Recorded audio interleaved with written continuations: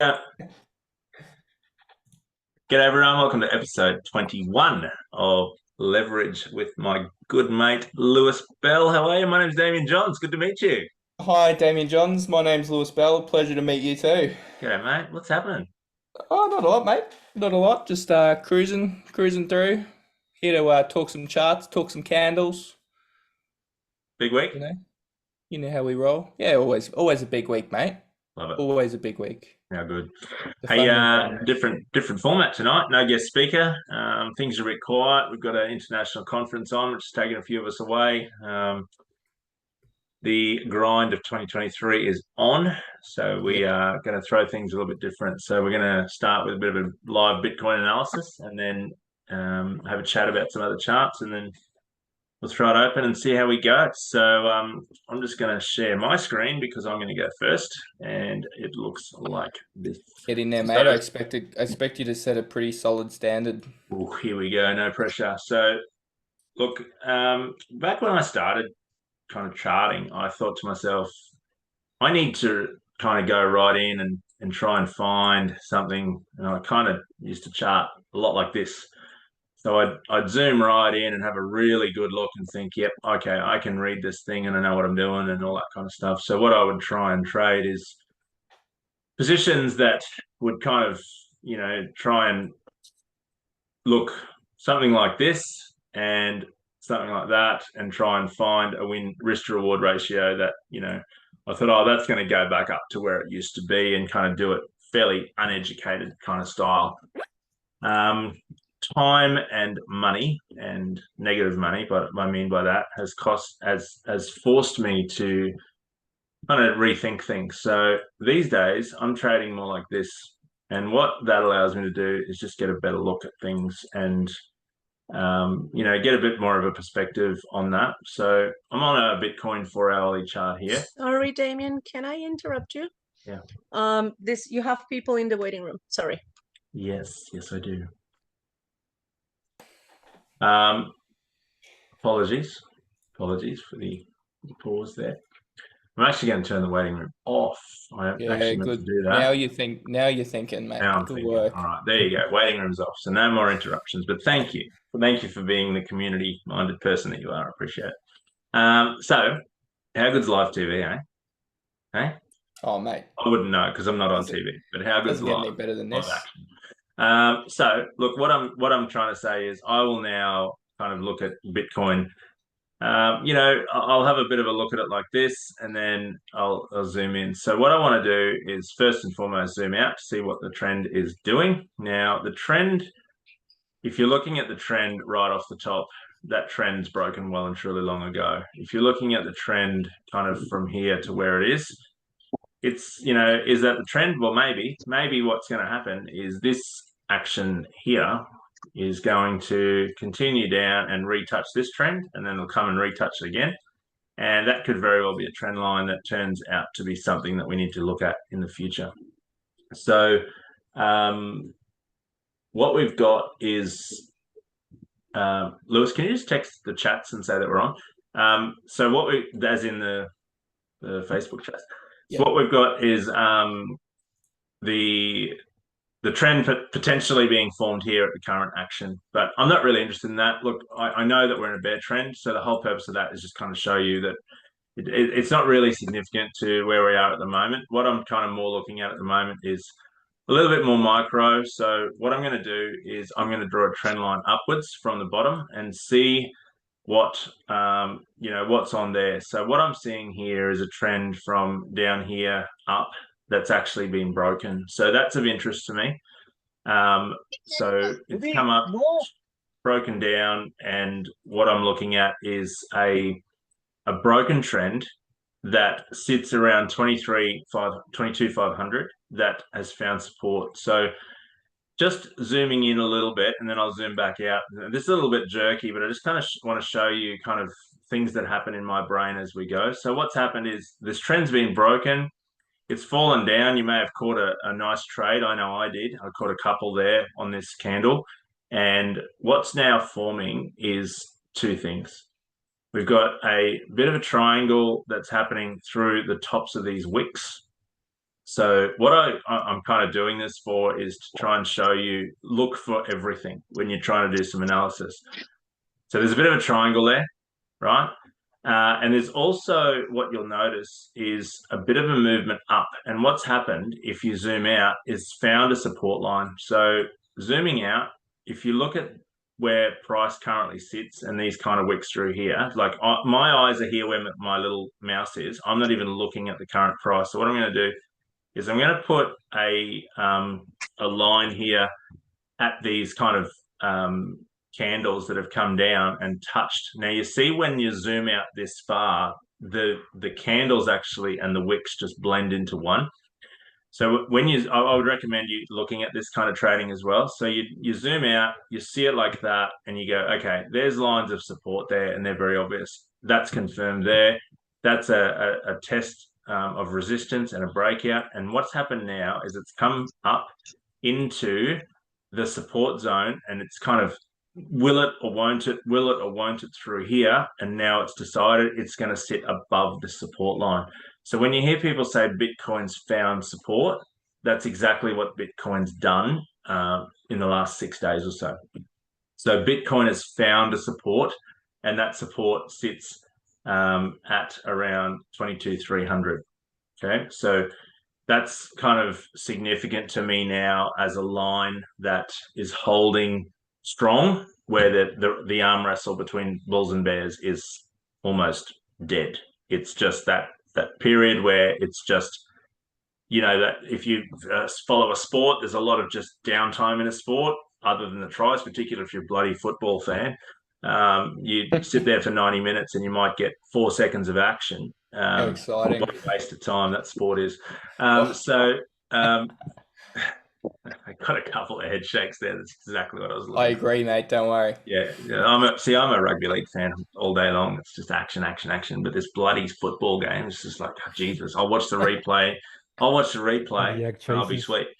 So anyway, no disrespect, John. But look, he's even got his microphone turned off. He's ready to go. So what I'm trying to say is we found support, right? Now, what I want you to kind of have a look at is when you zoom out on Bitcoin, you may actually see something there called a bit of a same resistance area. Okay, so this is why it's important to have a bit of a float around. So zoom in, zoom out, have a look around. So up here, you can see that Bitcoin's come and hit the same level of resistance there. So to me, that level of resistance is pretty significant. So I will actually make that trend. Sorry, I'm on the wrong thing. I'll actually make that trend line fairly heavy. So what I'll do is I'll come in and actually look at that as a fairly significant line. Now, at the moment, and I was talking to Lewis earlier, I haven't been in a trade since I think Thursday of last week or something like that. I'm not in a trade now. I'm not looking at trading now, purely because of this box. So what I'll do also is I'll go in and I will put a rectangle around this area. Probably won't ignore. I'll probably ignore those kind of wicks a little bit, and then I'll come in and have a look and go, okay. While ever Bitcoin's in this area, I'm not going to be trading because it's purely a consolidation area. Now, back in the day, I used to FOMO in. I used to think, I haven't traded since Thursday. I've got to be in something. Let's find something. And I'd enter something and I'd lose. So now I just think to myself, you know what? I don't need to be in a trade because I would much rather take one trade this next coming week that's a winner rather than 6 or 8 losers. And you'll actually earn more. If you do the maths on how much you lose versus how much you win, if you take a quality trade versus taking just shit trades and losing, you'll actually win more overall. So my psychology, especially as your account grows, is to win. And you need to be selective on your trades that you take.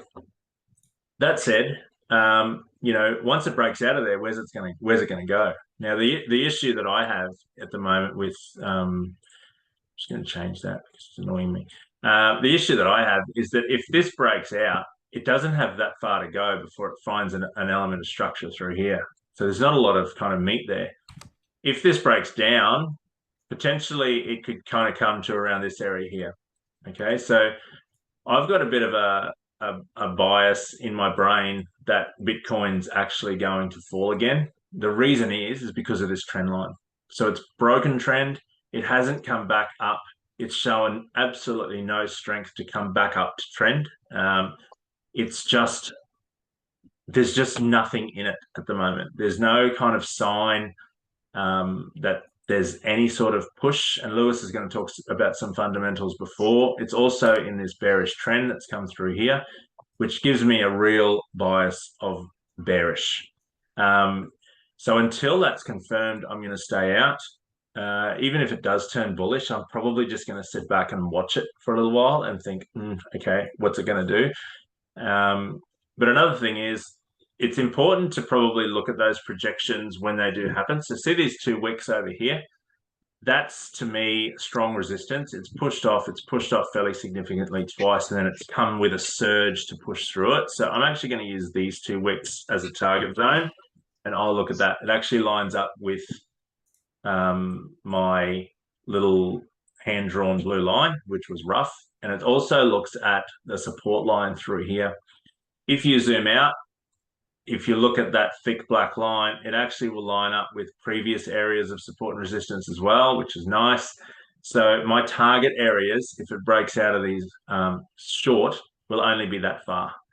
I'm not going to get greedy with any trades. I'm not going to go, okay, this thing. And what I used to do is try and encourage it and say, this thing's going to fall. If it breaks, I used to do these ones. I used to go, it's going to fall that far, and I'm going to set up a 3-to-1 trade. And you know what? This might happen. Highly likely that it will, in the fact that if it's bearish, it could come down. We're talking, we're still talking a potential $10,000-$12,000 Bitcoin, in which case that trade could come true. But until it kind of shows any sign of that, I mean, if you're looking at a futures contract long, maybe, or short, maybe, but they're bigger trades with bigger stop losses and bigger room to move.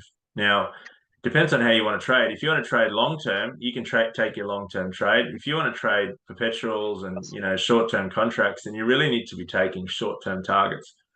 So that would kind of be more my play.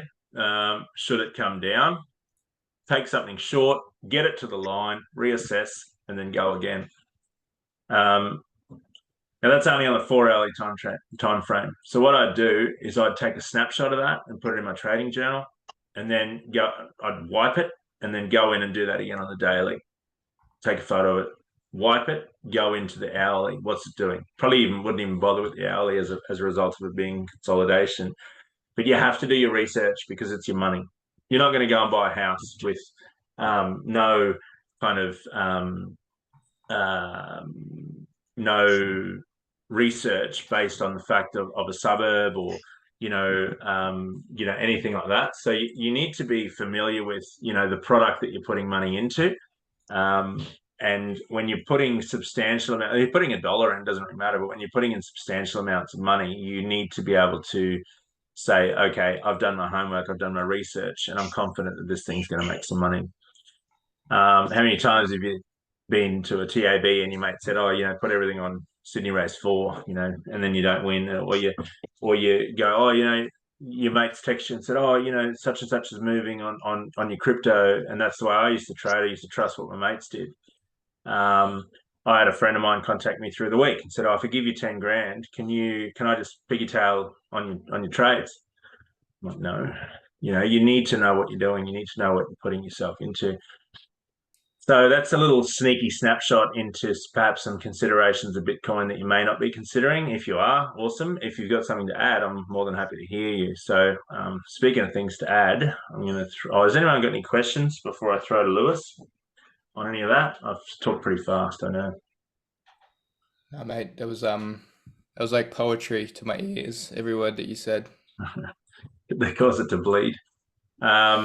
Mate, I'm going to throw to you, because what the whole purpose of this tonight is to consider my analysis and then look at the way Lewis does things, and for you guys to blend it together. All right. Talk about poetry. Here we go. Mate, Alrighty. Let's step into this. So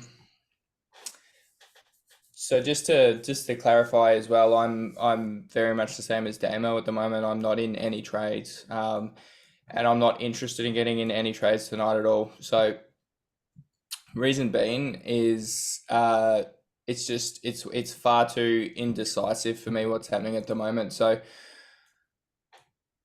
I'll give a quick technical rundown, and then there's a couple of sort of fundamental things I want to talk about. So I'll give you a few different sort of perspectives. So when we look at overall market structure of Bitcoin and what it's doing, we're still so short term. This is the 1 hour time frame. We're still sort of setting up for bearish market structure. Okay, so when we look at our zones, we've got our high here. We've got a lower low, lower high, lower low.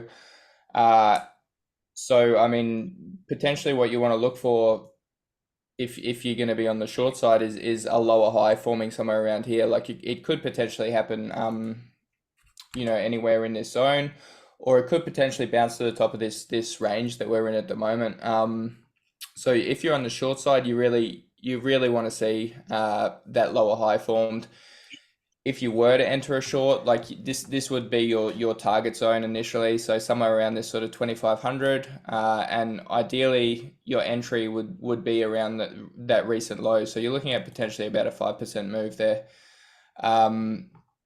Because just remember, like if this does end up going down, if this does end up dropping because of market manipulation, that sort of stuff, there's no denying it happens. You're likely to see a liquidity spike before that happens. Okay, so if you're looking for trades on the short side, you're likely to see some sort of spike up before that goes down. So just be cautious. Like you wouldn't just jump into a short now. You'd need a bit more confirmation before that. So that's the bearish scenario, and to me, it's I'm more inclined to think bearish. Interestingly enough, if you apply this same TA but just zoom out a little bit, or go to a bigger time frame, that macro time frame, and you look at something like that, like what's the first thing you see? It's a bull flag, isn't it? So you've got the market trending up. I'll just hide that group. So you've got the market trending up. When you look at our market structure here, you've got a low, you've got a higher high, you've got a higher low, you've got a higher high. Another perspective is this could potentially be a higher low forming here. Okay, there's potential for a bullish scenario there, and you do potentially have a bit of a trend forming there as well. Okay, so it's there's potentially two different perspectives there, depending how you want to chart it up and how you want to look at it. But even to me, like I'm more on the bearish side short term, because if we go back to this other TA, if this was a bull flag, realistically, like I wouldn't expect any significant buying pressure or bounce to happen until we sort of pulled back to at least that 38.2 fibs level. Like that's a bare minimum. So if there was that continuation up, that would probably be the entry that I'd be looking for potentially for a long. I'd be watching that level. And realistically, the likelihood of it going deeper than that 38.2 on the fibs is quite high. Like it's not very often. It's only really in like strong bull markets that you see 38.2 pullbacks on fibs for continuation ups. Okay, because that's indicating a really strong continuation. If it's only pulling back to if it's pulling back to 38.2, that's an indication of a strong continuation up. The deeper it pulls back, the weaker that bounce is going to be. So yeah, potentially, depending how you want to look at it, that's two different options. But the real short scenario is below that level there, because that means we're starting to set that bearish market structure on the macro time frames. So I'm watching and I'm waiting at the moment, because I'm not too interested in trading this. So I'll pull in close and we'll have a little chat about this price action, because it's disgusting and there's a reason for it. So it's very typical for price to go sideways on weekends and consolidate in a range. Like we're very used to seeing that. But look at how compressed this weekend price action is compared to previous weekends. So what do we got up here? So that's a Friday, Saturday, Sunday. So that's like there's another weekend period up there.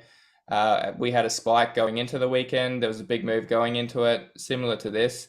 But this is like just if you ignore the blatant liquidity grabs, which you can see like these tweezer tops and shit like that, and just the dirty wiki action, like you compress to this tiny range, which is probably about 2% or not even 1%, which we don't normally see.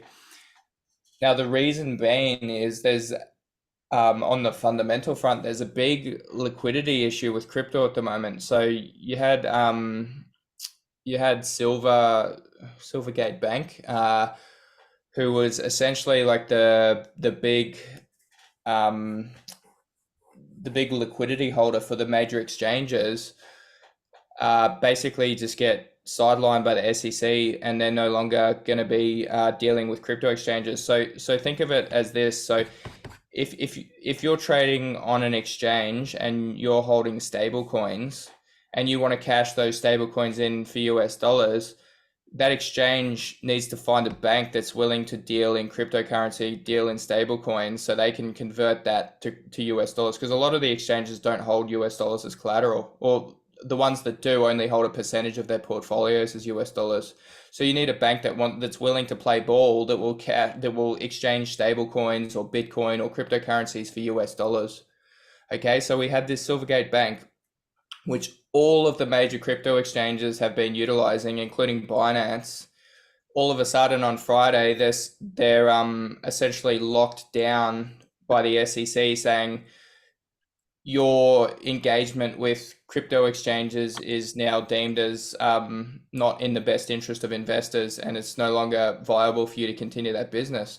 So all of a sudden, these banks that had all of this possibility to convert customer funds to US dollars, and don't forget this works for taking money off exchanges, but it also works for on-ramping money to exchanges.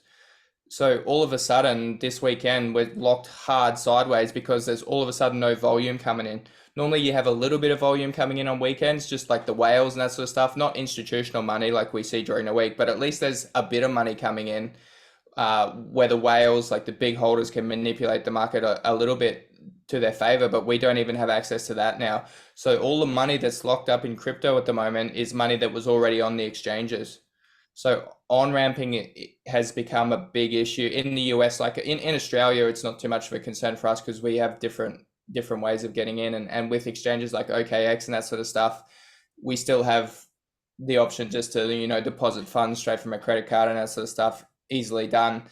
But realistically, look at the trading volume of OKX and the amount of money that's traded in Australia compared to the US. It's not even comparable. So when you have this big liquidity crisis in the US where all of this money's locked out from being on-ramp to exchanges, there's no new money coming in to make those big moves on the prices. So that's where we're locked in at the moment. So what's happening in regards to that is there's two other major banks that are willing to trade or do business with crypto exchanges and that sort of stuff. And those major exchanges like Binance and all that sort of stuff are in the process of negotiating new contracts with these banks to potentially have them as facilitators for liquidating crypto essentially and converting it to US dollars, so customers can withdraw and deposit funds as they have been doing. So we're essentially in a bit of a like a standstill at the moment while all that's occurring, because there'll still be a bit of movement and a little bit of volatility in the market, but not to the level that we've been seeing until those issues get rectified. On that topic too, like the amount of crackdown in regards to regulation and cryptos being declared securities, all that sort of stuff in the last week has just been astronomical. So you're literally seeing like a really, really intense chokehold effect essentially in America at the moment, where they're attempting just to smother crypto. They want to just make it really difficult to access money. They want to put a lot of pressure on all of the crypto companies, all of the people that are running cryptocurrencies and all of the exchanges, basically saying, just not necessarily saying you're operating illegally, but just saying, just putting pressure on them, essentially saying, provide evidence of this, this, this, and this, and Binance hasn't missed any of this flack either. Like they're under fire big time. So there's such a tightening going on, and such a it's the best way to describe it. They're essentially just like smothering the crypto industry in an attempt that it'll just sort of fizzle out and people lose interest in it. So it's a really, really pivotal point at the moment. And then on top of that, you've got all of this inflation stuff still going on. You got CPI next week. The whole market for the last 12 months has been banking on like a really aggressive approach on interest rates, which would fix inflation. But they had that really aggressive approach on interest rates, and at the end of last year, everyone thought that was sort of it. So the market had priced all of that in, but now all of a sudden, January's statistics come out and last month's statistics come out, and like inflation's not under control. It's still excuse my French, it's getting worse than ever. So and you've got to remember, the market always front runs this sort of stuff. So if the market thinks that, they've stopped interest rate rises in November last year, everything's priced to that expectation already. So if that narrative comes out and changes, so they come out in January and say, well, it turns out we're actually going to have to keep rising interest rates, that's where you're going to have these big volatile moves, because the market hasn't front run that. But normally the markets do front run this sort of stuff. So you've got all of this stuff with regulation cracking down. You've got issues with on-ramping funds in the US. You've got all of this talk of regulation and Wells notices and legal action. All of these companies trying to classify like cryptos as securities, which means they're bound by all of these like consumer laws and all that sort of stuff. All of this stuff happening all at once this week. So it's just a little bit of a stalemate, and anything could really happen. So hence that's sort of part of my reason that I'm staying out of the market. It's a combination of analysis and fundamental and technical analysis, essentially. So that all that stuff's going on in the background. And then, technical analysis wise, well, basically it's just in consolidation, and you don't have any clear indication of what direction it's going to go from here. So any trade that you're going to enter from this level is pretty high risk realistically, until you see, unless you drew a money box around the price action, sort of something like that, and you trade the breakout. And even then, there's nothing saying that a breakout from this zone wouldn't be a liquidity grab before a steep move in the other direction. So this is, to me, like risk to reward isn't there at the moment trading in this zone. So I'm just chilling. I'm sitting back. I'm trading some gold. I'm pretty deep into Forex and that sort of stuff at the moment. Really enjoying that. As in good, the beer or the trading of the... The beer, yeah. Yeah, good. I've become an alcoholic. As a Queenslander, I would hope you're supporting our local. The old Milton mangoes. Oh. But yeah, that's so that's my TED talk. Thanks for coming. But you do me a favor. That's where we sit. Like it's just really, really sketchy times at the moment.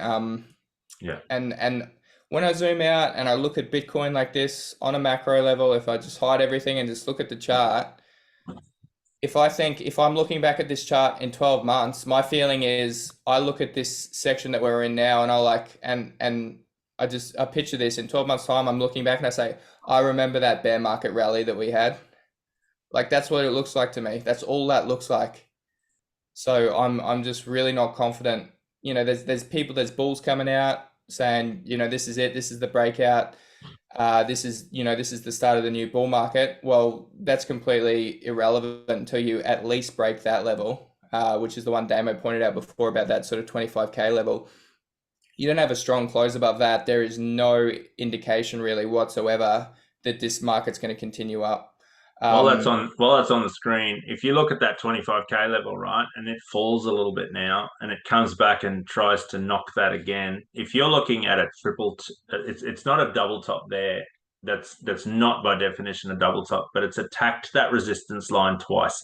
If it falls and attacks that resistance line again and fails, chances are the thing's going to fall. Yeah. 100%. The more that kind of significantly comes up and bounces and rebuilds courage and tries again and then comes back, you think about something like if you're gonna try and knock down a door and the door wins, eventually you're just going to run out of energy and you're just going to give up and you'll come back later. And that's exactly what these coins do. They'll just they'll just go away, and then, as in short, they'll go down. The price of the coin will go down, and then they'll regather steam. Eventually, the buyers will come back, and away we go. If I tried to knock down a door that many times and it beat me, I'd burn the whole house down just to show it who's boss. That actually doesn't surprise me. But yeah, no, as Damien said, that's a really good point. Like it's just like even if you zoom out again a bit to the weekly, like it could potentially be a double top on the weekly. You know, you've had that push down, you've had that pullback, and then, you know, if you go down to these lower lows from here, like, yeah, there's, you know, potential looking back, you're like, yeah, that was a pretty clean double top. But something else you have to consider is if you want a bullish scenario, you need volume. You need money in abundance coming into the crypto market to push into a bull market. And with all of the FUD and all of the stuff that's going on in the world with recession and all this sort of talk, and, you know, the Fed tightening and countries cracking down on crypto and, you know, all this sort of stuff, like, do you think the global sentiment at the moment is people want to get into crypto because it sounds like a good investment? Hell no. Like all of the stuff you hear and all of the stuff that mainstream media pouts, like, oh, more bit, like the first article I read just before, I don't know if you guys do this, but just reading like these articles that come up in TradingView, they're really, really good and can give you good little bits of information. It's like the first article that I read, Hong Kong's losses to crypto scams doubled to $217 million last year. Like that's the articles that you read everywhere. That's if you see something about crypto in mainstream media, it's a negative sentiment. So you think with that global negative sentiment, you think people are incentivized to come into crypto in the current climate? No chance. No chance. So for our bull market to take effect, we need a change in global sentiment around crypto. Like we need a pretty big change to happen. You need some significant event that's going to push a lot of money into crypto, whether it's potentially currencies failing, collapsing. Like, yeah, potentially that's you know, something like that could incentivize people to go across. Whether, you know, returns on gold for an extended period of time have been, like, you know, just negated by inflation. Maybe that's not a good hedge against inflation, or maybe that's not a good store of value anymore. Or, you know, where are people going to look? And that's where a bull market will come from, is a sentiment like that. Or potentially something else to consider is it might not necessarily be based around the West. Like there's so much stuff happening in China at the moment about making Hong Kong like a crypto hub, where they're going to completely legalize all crypto exchanges, and people can trade to their extent. So it'll be completely banned in all of China. Then you've got Hong Kong, which is like a hub. And if you think about the amount of money in China and people that, like, the amount of Chinese money in crypto already, given the fact it's illegal, is astronomical. So potentially you have this big opening up of regulation in China and all of this inflow in money because they legalize it. There's nothing saying that the bull run could come from the East, not the West. You know, it's a possibility. But at the end of the day, regardless of where that inflow of money comes from, you need that right sentiment in the world. You need that, or you need some event or something to occur where all of a sudden people are like, okay, where I currently have my money isn't potentially the best option, and where else can I put it? And that's where the big shining Bitcoin comes over the horizon. It's like, oh, big holy music, and everyone's like, look, our savior. Just throw all their money in it. Was that a and G the bull note? run comes. Was that a G note in the third octave? Oh, mate, you gotta pitch. I know. Pitch perfect ears, mate. I just put my thing on my ear so I could. You remember the music teacher used to bang on that and go, oh, I thought you the meant, whole class used to go, oh. I thought you meant your hearing aid. Oh, yes, well played. Lewis, that was like. Anyway, I got a bit carried away there in the rabbit hole, so. I like it. I'm sweating. I love it.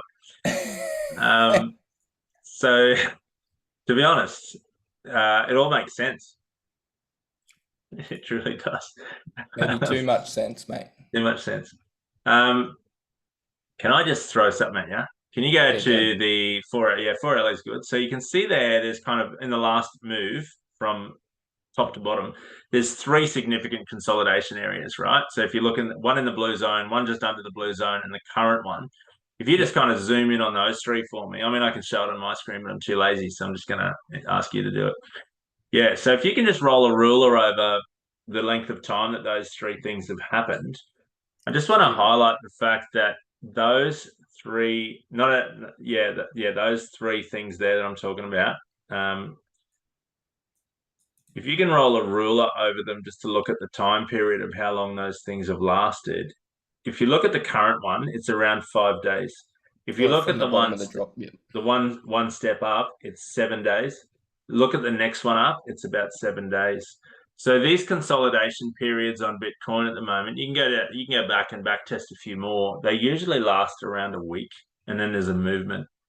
So the fact that this is currently around 5 days, this current one, that kind of gives me hope that there's some element of movement on the horizon in the next 2 days. So what I'm going to do as a trader, and let's just put myself in the beginning trader's shoes as well, an experienced, like let's just say that if I can give you some element of experience, if you're a beginner trader, and there's some on this call, you're going to look potentially, like I was talking about before, as moves as to where this thing could go. So if you're looking at like chances are, probability says that this could short.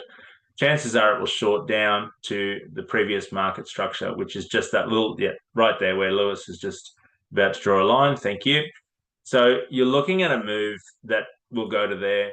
If it goes further than that, it's actually could be considered as a break of structure, in which case the bears will come running in the door.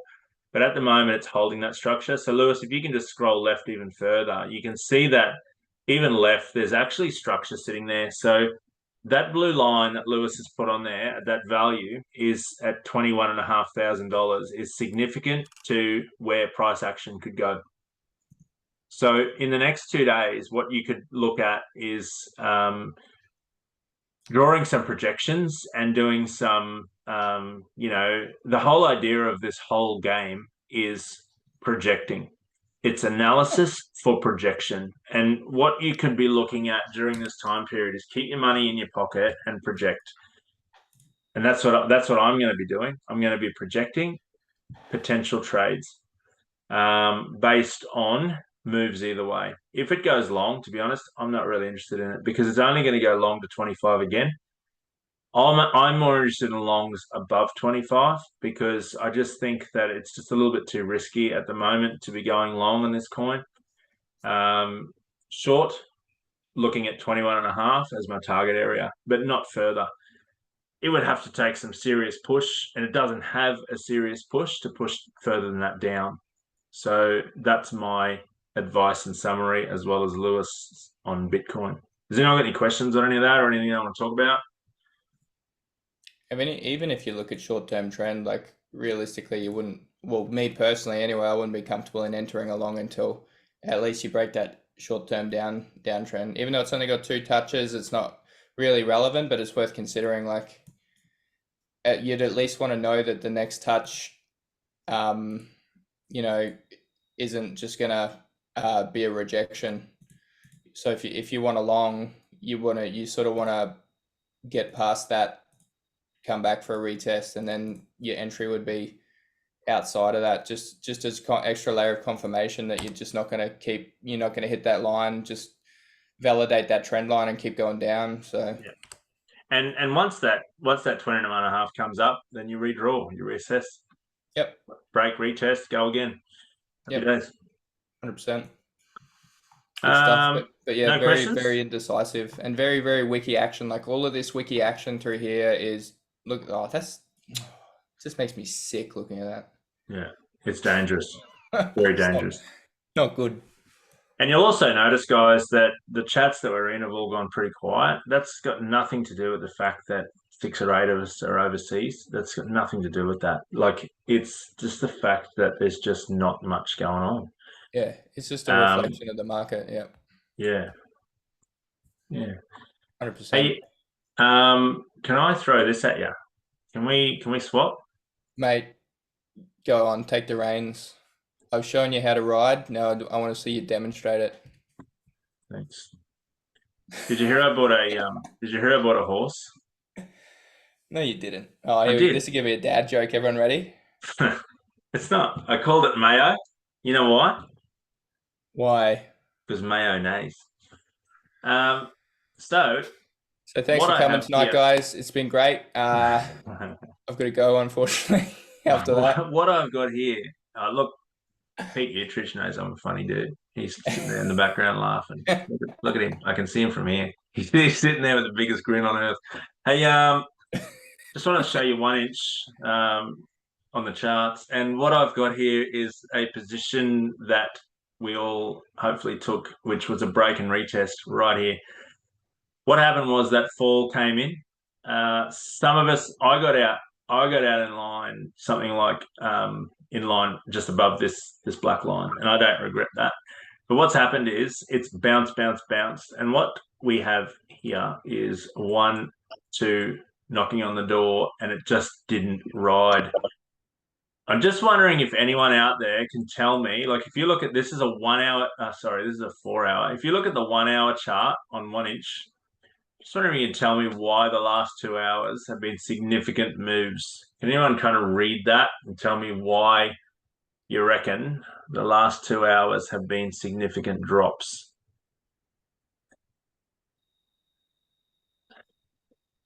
Anyone? Broke the most recent low.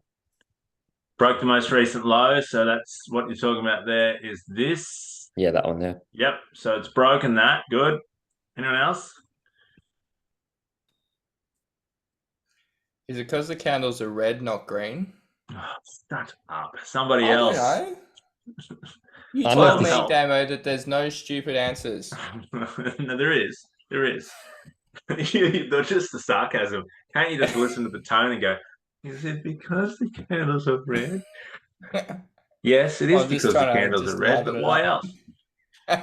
I'll tell you why. If you look at this, right, we've got a break here of support and we've got a close below, right? So what that does is it basically shows the people who trade us that this is losing momentum. Then we've got another kind of candle here, and then there's like a doji candle of indecision. When there's indecision and it doesn't push back up, this one here, that's kind of an indication that something's just weak about it, right? So the buyers will come in and they'll take this here, and what will happen is it will close. Now, if you look at where this has bounced, so let's just put a line across where it's bounced and go back and have a look. It's bounced somewhere in line with, look at that. That wick there is the reason that bounced. The hesitation on that wick there is the bounce of this candle here, right? And then it's pushed back out. And what it's done is it's formed wicks to the upside and down she goes again. Now this one here, another wick to the upside at this stage. We're 38 minutes away from a close, in which case this thing, there's a danger period here. So what we've got is potentially this wick here might come into play. So if I put a line across there, then that trade there is probably not worth taking. Just make sure that that's, okay, so that could be a trade. And then when you look further left, the next, so there's several wicks there that are a little bit dangerous. Now, if you like the look of that and you think, okay, what I want you to consider is that we have this zone through here of significance with a wick. I'm not going to give too much attention to that because I've got that line there. So we still currently are in this zone of rectangle. What I do like, though, is a very, very similar setup on Atom. So when you're looking at Atom, the exact same style of trade, but it's a little bit cleaner. So when you're looking at potential here for a trade down, if you're really looking to FOMO something, I'm just using raise here to kind of draw lines of significant structure where it could potentially stop. So I'm just putting those in there so you can see that I've taken this here, this here, this here, and this here, and I'm looking at potential as to where this thing might go. if you entered now, that's a 2.9 position. So let's just make that a little bit more 3-1. So what we have there is a potential trade. And the issue that I do have with it, though, is that until that breaks that trend, it's still potentially forming an uptrend, potentially. It's just not enough data yet. So what I'm going to do is I'm going to look at the potential of a position that sits entering below the trend. I'm actually still going to target that because I reckon it's a nice area of target down here. It kind of looks at where this structure over here kind of comes back into play. Maybe it's a little bit too generous. Let's just go back up here. And then I'm going to see what a 3-1 looks like there. Still not bad, I reckon, that one there, because it covers both sides of this pointy triangle. That triangle from the top, the trend line from the top is fairly long term, as in it's about 2 weeks old. And yeah, so that potentially could be something, especially if the market stays bearish, which it has. It doesn't even look like coming near that trend line. So that's something that you might take away and you might want to chart up and have a look at, but I'm not really overly convinced that that's a good play, but it's the 1-inch play with less risk. Same, but different. There's just a little bit too much shit over here for my liking with 1-inch to kind of enter if you're not already in it from the other week. And yeah, so Adam kind of gives a bit more of a cleaner version of the same thing. So I'll share this with you in our chat here on the call. Here it is. And you can use that if you want. It's just an option. I don't really have anything or much else, to be honest. DYDX looks like it's had a similar kind of move. So anything that's sitting around 3% currently, it's probably playing the same game that 1-inch is. So you can see there, if you look at, make sure you've got this line turned on, which draws a dotted line across where price point actually currently is. So to do that, you just how do you do it? You go to Under lines where you had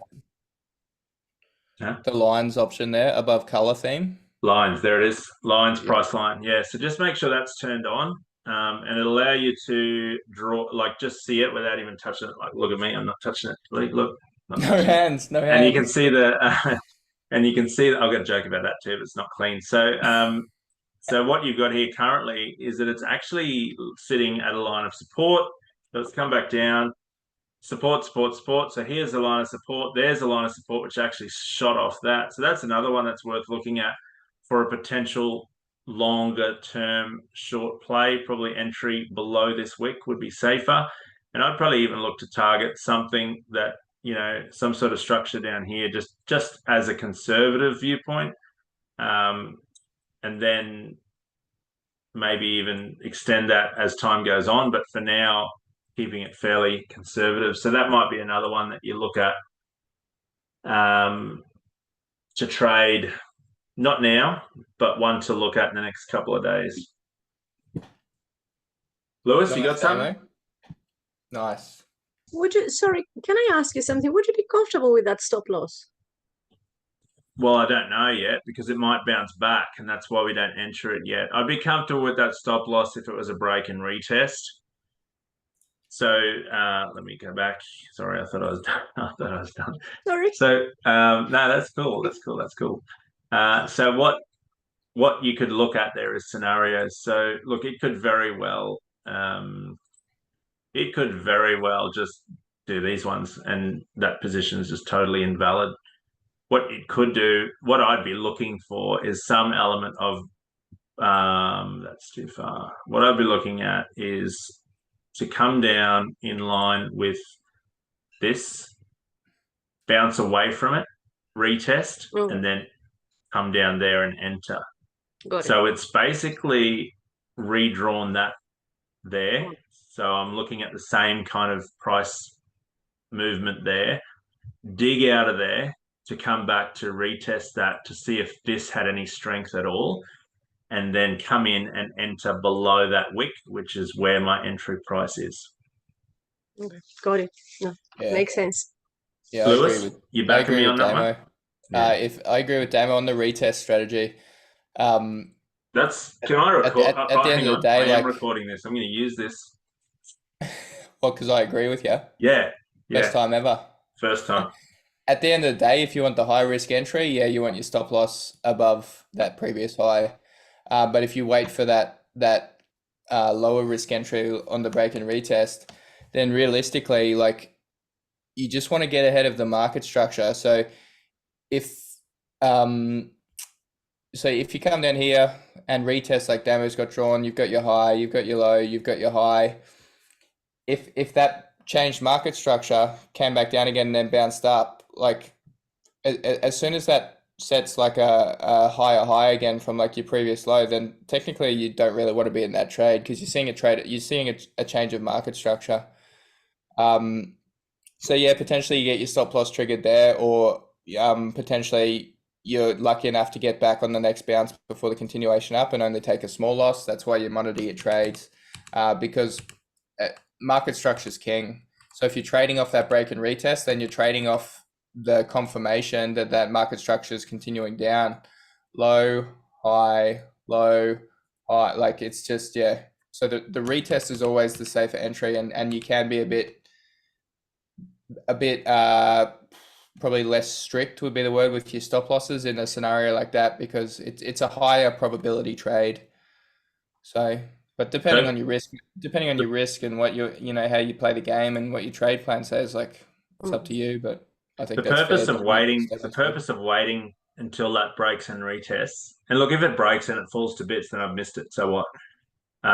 If it breaks and retests, then it basically brings the ability to have that massive stop loss away because it's done the work already. Yeah. If it bounces back off that support line as resistance, then it's showing me then the movement is down. You're looking for that bearish engulfing candle, in which case it confirms. The old me would have just jumped in now and just redrawn the position and gone, yeah, sweet, let's get into this and let's just go to that and let's just see what happens. But it's higher risk, that one. This one's a much lower risk. So I'm old and I don't want to take any risks anymore. The body can't handle it anymore. Body can't handle it. Can't handle it. That's all right, mate. I get it. Your doctor's told you to scale back a bit and just take things easy. I just can't handle it. What's your cholesterol? I get it, mate. It's fine. Yeah. I got a walker on the way. Oh, good. Yeah. Johnny Walker. Hey, so can I do you got something you want to share, mate? Like I've got a couple of setups I can share. Like I just while you're doing that, can I just ask you, Gabby, what is Mt. Gox? Mt. Gox was a crypto exchange that went bust many years ago, and a lot of their creditors were paid on Bitcoin. However, that Bitcoin was meant to be locked for 10 years, and that expires the 10th, I think it is, this month. So there's going to be a lot of Bitcoin back in the market that was locked away. And the speculation is that the creditors need to sell that Bitcoin because they have their bills to pay. Not all of it. Some of them will be holding, but some of that will be put back in the market. And that's, yeah. Yeah, that's a good point. And there's a lot of that stuff around FTX too, and the FTX liquidation, because part of that funds recovery they're going to do for FTX will be essentially liquidating all of the crypto that FTX held so they can return funds to the people that were affected by it. So it's, you got stuff like that that's huge. Like it's essentially just huge selling pressure on the market, and that amount of selling pressure pushes price down. So yeah, there's a lot of fundamental stuff at play there, and that's why I like following it. Like you don't have to, you can make sound analysis just off technical analysis itself, and still be a very good trader. But fundamental can help you get a bias, and help you understand like bigger picture, especially because lately I trade a lot of quarterly contracts now. Most of my Bitcoin trading is quarterly contracts. I'm not doing a lot of perpetual futures anymore. I do the big long-term moves, sort of like 3 months quarterly contracts. So for me, like I want to know macro outlook and fundamental outlook, because that's going to help me make my decision in what I think, what's going to be the difference in Bitcoin's price between today and 3 months from now. Okay, well, given everything that's going on in the world, like I immediately think bearish, and then I look into the fundamentals, and to me, like, okay, well, if I open a quarterly contract, I've got the TAs showing bearish market structure, and all of a sudden I've got all of this fundamental stuff going on in the world to support that. Like, it's, to me, fundamental affects probability too, just as much as TA does. So it's like, why isn't that another tool that you potentially add to your toolkit? It might help you with your analysis. So and you got to remember, like, you can make these fundamental analysis decisions off what's going on in traditional markets, because Bitcoin is a high risk asset, which means it's the bottom of the barrel with where money flows. So if there's going to be a little bit of money flowing out of traditional markets, there's going to be a lot of money flowing out of Bitcoin. Okay, and vice versa. If there's a little bit of money going into traditional markets, then typically what we see with the correlations is you're going to have a pump in crypto. Like, it's just the nature of the beast. So yeah, that's my take on it anyway, on fundamental. Like, it's just another probability thing that can potentially help work in your favor. But in saying that, sometimes it can't. Like, all of the fundamentals can suggest bearish, but you just have a pump in the market, and that's where manipulation and that sort of stuff comes in, and that's where it's quite blatant, because if you know the fundamentals, you should essentially know which way a market moves based off all of the metrics. But sometimes it just goes the opposite direction, and it's just manipulation. It's just liquidity grabs and that sort of stuff. But yeah, the thing with fundamentals is, if you decide to go by them, you can't just know a bit, because you can't just know half of what's going on and have a bias based on that. So either you know everything that goes on, so you can have the good fundamentals and the bad ones, and make sure that you see the whole picture. Yeah. Because when you know just a tiny bit, you might be having a bit of a one-sided view, and instead of helping you, is sort of. Yeah, and that's a really good point, Gabriella. Like, people have a bias. Like, if you're pro crypto and if you're like a perma-bull and you're like, Bitcoin's gone to the moon and crypto's the be all end all, your bias is automatically going to make you seek out articles and seek out information that's pro Bitcoin and pro crypto. That's how your brain works. You gravitate towards what you want. You see what you want to see, essentially, and you just disregards the one that disagree with your point of view. Yeah. So if you do go down a fundamental analysis route, that's a good point. You've got to be without bias, essentially, while you're analyzing. Then you can come out with a bias at the end. But if you're analyzing information, same as if you've got a crypto portfolio, the key word is diversification. If you're gathering fundamental information about what's happening in the market and currencies and inflation and economies and all that sort of shit, you need to diversify with where you're getting your news from. And paint a big picture, and then decide where you want to go from there. So nice, good, very good point. Cool. So there's a couple of, I'll just run a few charts quickly, just being conscious of time. So there's a couple of things I haven't really charted in about 2 days now in crypto. I've pretty much just been sitting in gold. But these are pretty much stuff I charted up on Friday. So some of these are still relevant. So this is the first one I opened, Gala, very, very bearish market structure. Nice clean retest of this recent support level that we held. Nice clean retest, break off that. Potentially good opportunity for a short off there, depending what happens with Bitcoin. Not too bad a setup there. I still don't mind that. I still think that could potentially be relevant. But bearing in mind that your first sort of target zone would be somewhere around there. So you might have missed that RR now. Like, you could have already pulled too far away from that resistance level. You might, that's like a 1-to-1 RR nearly there. So there's a series of tiny little candles there. There's nothing convincing there about that drop. Yeah, little baby candles. Little baby candles, yeah. Looks weak. Yeah. But anyway, what else we got in here? I think XMR was another one I saw. Yeah, so that's had a nice. So once again, bearish market structure. To me, that's a bit of an equal high where it's sitting at now. It's rejected off that trend. Yeah, there's potential there that could still be a short, but I'm not really confident in that. I wouldn't be really confident in a position like that, because that could potentially be a change of market structure. Like if you look at that move, this is sorry, you know, that's your lower low, and then you could argue that that's a higher high there potentially than what's going on there, even though it's a bit wicky and a bit ugly. Like that could potentially be a change of market structure, so I wouldn't really be confident in a position like that anymore. What else we got here? Oh, I don't know why I have that drawn out. That just looks really weak. Sitting under a resistance level, it's just not doing anything. Sort of just gone sideways. What else we got here? Yeah, GMT, like it's sort of setting new lows still as well. That's a bit of a fake out there for me. That's why I haven't included it in the trend. But with gone sideways, rejection off the trend, you could potentially see that as a trade opportunity, since we're below that low there that we've set. But realistically, you'd probably want to clear below that low there, get below those weeks before an entry. So a trade on that would be below that level there, something like that. And then you don't really have a lot of structure down to that previous support level. So there's potential for a good trade there, depending how much risk you want to run with your stop loss. You could potentially get a high RR there, but yeah, not a fan.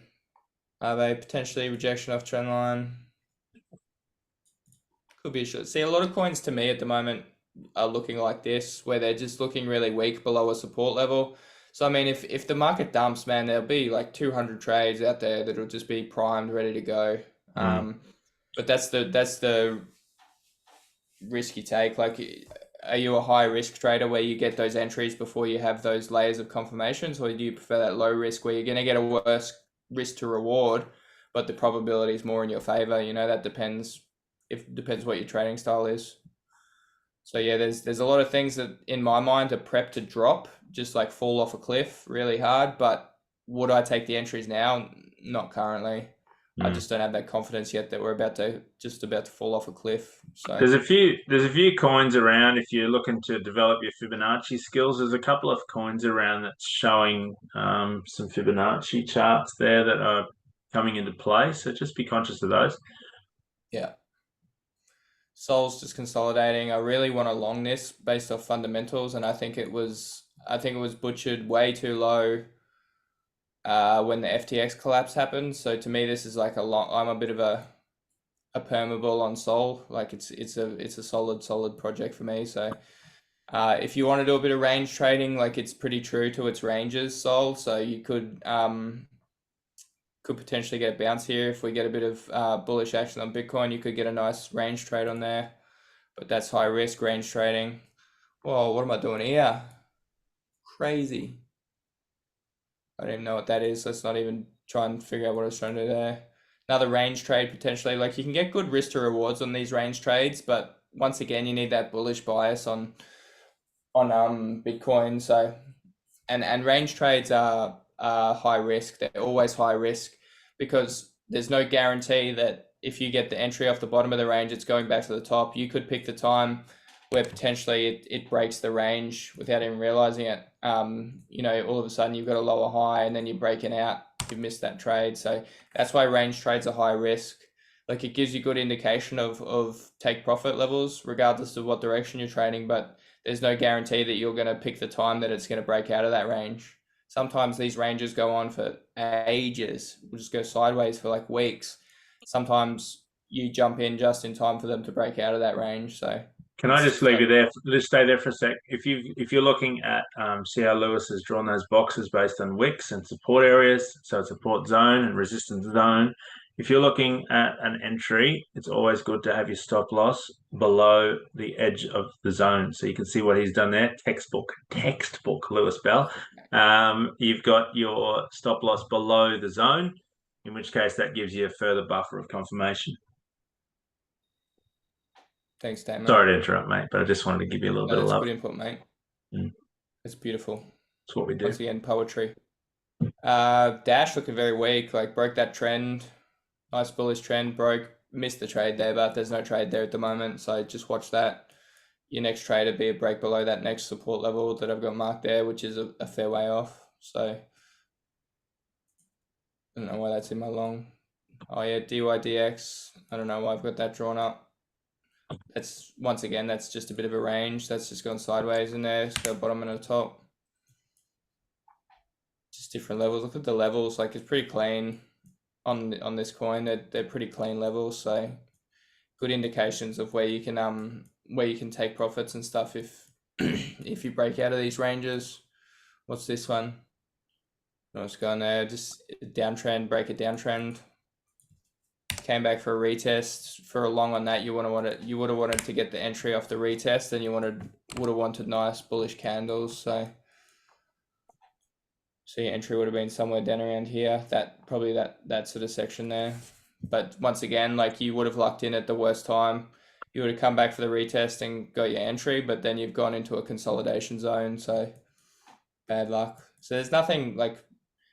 There's a few range trades there that you could potentially grab longs on ranges, but realistically, nothing's primed for like a big long move until Bitcoin breaks long. So my bias is towards shorting at the moment, but I'm not confident shorting even. So that's where my bias sits, but I'm not entering any trades at the moment until Bitcoin does something, anything. Yeah. Mate, thank you. Has anyone got any questions or anything we've looked at tonight, or anyone want to share something that they've got on the horizon on their trading charts?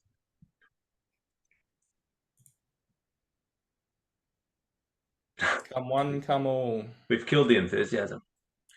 This is Just really because good. Damon and Lewis says don't trade, people are like, oh, I'm not sharing anything right now because I'm going to look like an idiot. But seriously, if you're looking at something and you see something and or even if you've got something that you want to share a win that you had during the week or a loss, or if you want some feedback, I'm more than happy, and Lewis is too, if you've got a loss and you don't know why you lost, put it up. Let's have a look at it. It doesn't really matter. Yeah. No judgment here. Open forum. Can you show us gold, Louis? Sorry? Are you charting gold at the moment? I was looking at it, potentially for a short to this zone. At the moment, this is like a bit of a FVG zone that I'm looking at. That's more of a long-term trade, but most of the gold trading I've been doing is just on 15 minutes or 5 minutes. So, yeah, I haven't done it up tonight. I haven't done a trade since Friday, so sorry, I haven't done a crypto trade since Friday, so I've just been stuffing around on 15 minutes on gold, and I'm back testing a new strategy, so just like trying to trade breakouts and that sort of stuff. But yeah, this is the long-term trade I'm looking at on gold at the moment, to pull back to that zone there. Yeah, I haven't entered anything yet, so most of the time when I'm trading gold, I'll go in on the 4 hour and just mark like support and resistance zones, like areas that I'd be interested in knowing where price is really likely to reverse. And then I'll just like mark them on the 4 hour and then just jump straight down to the 15 and see what price action's doing. That's how I've just been trading it lately. So, Yeah, and to fair me, enough. like it's looking pretty bearish. Like if I look at this bigger picture, like I'll trade with the trend. So we get a high, lower low, lower high. That's sort of one whole move to me. So lower low, lower high. So to me, like natural progression is we're going to continue down. But yeah, have you done any gold trading? I haven't entered it, but I've charted it up, and like just right now, it kind of looks like it's breaking down a support area, or like Yep. I can't draw a new chart, but there's a recent high that it kind of broke and then made the high, and then yeah, it's out in there. Yeah, you're still looking at that sort of zone there. And then yeah, like it breaks through and then retests, and then I'd enter a short there. Or that's Yep. kind of what I got drawn up. So are you sort of predicting like that sort of thing? Yeah, something like that. But I think my tech profit wouldn't be that low. It might be Yeah, bit that's a higher. pretty big move, that one. Yeah, like there, pretty much. Yep, that previous low there, yeah. So this is just a thing that I'm exploring. Like Brett mentioned it the other day when we were talking about crypto and that sort of stuff, these FVGs. And when you look at, so it's a fair value gap. So when you look at it as a potential target and you backtest it, it's really interesting how often price pulls back to these FVG zones. So just quickly, without getting into too much detail, like an FVG zone, you can identify by like a strong move in one direction, and the wicks haven't filled that gap. Okay, so if we look, so we've got a strong bullish move here. When we look at the wicks either side of that move, so we had price action around this zone here, where this is the top of those wicks, and then when we came back for the retest, you know, these are those wicks. Or sorry, I should really correct that. Like that bottom of that wick there is realistically where the top of that FVG zone should be. So that should be, you know, fractionally lower. So that should be more around there. So when you look at FVG zones, they're just sort of like unfilled sections in the market, and it's crazy when you backtest them and have a look at them, how often price will retrace to those zones. So it's just something I've been playing around with for about the last week, and it's scarily accurate. So yeah, pretty cool strategy. So, and then I don't know if you guys are interested, but the other strategy I've been trading is pretty high risk, but it's like a 1 minute one where I'm trading like a breakout. So if I see price approaching that 4-hour trend line, and I'll only trade this strategy on market open times. So like London market open is pretty much the main one I trade because it's within my awake window. It's sort of like 6 o'clock at night for where I am here. Whereas if you get to that US market open, it's like 11 o'clock. It's just getting too late for me. I'm an old man. I need my Zeds. So I just capitalize off the breakout volatility when markets open. So if I've drawn up these levels of support and resistance on the 4-hour, then I come down to like a 5-minute chart or something, say my breakout strategy is based around like candles. So I'll get a candle that's gonna I'll use this. So I get a candle that's gonna push through, and I'll take the candle that's closed above the resistance level, and then I'll get an entry off the top of the candle close that's closed through the level, and I'll take a stop loss at the bottom of the wick of that previous candle. So if we have all this price action going up, you know, something like that leading up to that, you know, my stop loss is based off the wick of the candle that's broken through that resistance level. So my entry is there, and I'll just trade 2-to-1 risk reward. I don't have a target. I base my target off my risk to reward. So there's my entry, there's my stop loss. So I just want 2-to-1 on my risk reward, you know, somewhere up there. I'm not looking for structure. I'm not looking for anything like that. I'm just looking for a strong breakthrough candle and a close. It's essentially a break and, like, if you want to look at it, it's essentially a break and retest to some degree, because the wick, like the price is pushed through, and when the price comes back down and you've got a wick form to the top, that's essentially your retest. You know, that's the price coming back down. That's where the price ended up closing. But you've got to remember that that's just an indication of what happened in that candle. So price action went up and it came back down within that candle. So to me, it's sort of just like a retest. So that's terrible drawing. Look at that. It's like something that my toddler does. It actually looks like a whole series of those balloons that you see those people make animals out of. Okay, that's interesting. I think like you've had a few too many red wines tonight to be seeing that, but okay. A few too many. What, 100 mils? But yeah, that's not financial advice. Very, very high risk strategy, but it's working out quite well for me. And it's like 1 minute candles, so you're like 6-minute trades and stuff. Like it's like the stuff where you need to take your heart medication before you sit down and start trading that, because it's pretty fucking. How long does it take sketchy. to set up the trade? Because you need to enter the price you want to pay for gold and your stop loss and your take profit. How long does it take to manually enter the information? Well, Do you trade through TradingView? Or you have it like as a bot? No, I don't trade with bots or anything. I'll hang on a sec. I'll show ya. You wouldn't enter one live? No. Not with my level of confidence I have at the moment. Oh, sorry, I don't have MT4 open. I thought I had it open, but so I use the one-click trading on MT4. So Okay. it's essentially just got like a little box up on the top left corner of the screen. So I don't trade through TradingView. I trade through MT4. So it's got a box that has buy and sell on it, and that's it. Okay. So I'm not entering prices. It's actually, it's one thing I'll say. MT4 is like a really old school interface, but it's got a few really, really good tools. So if I enter a position, so I've got so you've essentially just got like a buy button, and a sell button. And in the box up the top here is where you put in your lot size. Okay, so if I put like one lot size in there, all I need to, so make sure that's predetermined for my entry, my lot size. From there, I just click buy. Once it's at the level that I want to see and I'm happy with the candle that I see, you click buy and you're in straight away. From there, the best thing about MT4 is as soon as I'm in that trade, it puts a line across your chart like that, showing where you got into the trade. All you need to do to put in a stop loss is click that line and drag it down, and it'll give you another line, and there your stop loss is in instantly. And then same thing, take profit. If you want to put a take profit in, you just click your line where you entered, and oh, no, disregard, steady there. Click your line and drag it up, and it'll give you a take profit to where you want your take profit to be. So it's so simple, and you can do it all just straight away. So yeah, if you're trading 1 minute candles on OKX through that exchange, you're going to struggle to get in and out in time. And the other big thing to consider is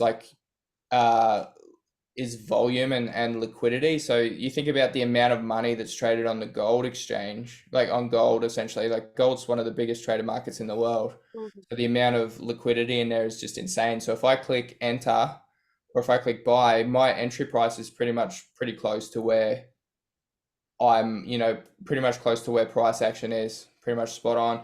Whereas if I'm trading, a low volume coin on 1 minute on OKX, there's no volume there. So if I click a market entry, that price difference between where I enter and where price actually is could be quite significant on low volume coins, because think about volume as like the amount of orders that are in the books. If you've got high volume, then there's orders essentially at every single interval of price point that you can think of, ready just to be snatched up. And on those low volume coins, those spaces between those orders are greater. So if you're market entering low volume coins, or low volume markets, chances are your market entry price is going to deviate quite a lot from like current price. Whereas the higher the liquidity and the more volume in a market, the closer that market order is going to be to current price, if that makes sense. So it's good with gold and it's good with MT4. I can enter a trade with one click. It'll get me in pretty much exactly where I want to be. And then to get my stop loss in, it's just click your line and drag, click your line and drag. That's it. Done skis. Super easy. Cool. Yeah, one thing I really like about that interface and stuff. So it's pretty cool. Cheers, thank you. That's all right. Cool. Guys, for the sake of time, we're gonna we'll stay on. We'll stay on, but we're just gonna say goodbye. That was episode 21 of Leverage. Thank you so much, everyone, and different approach tonight, but hopefully you enjoyed it and got a lot out of it. Please feel free to hit this green? No, it's red subscribe button, like and subscribe. And yeah, we'll see you all next week at the same time. Thanks for jumping on. Thanks, we love guys. you all. See you next week.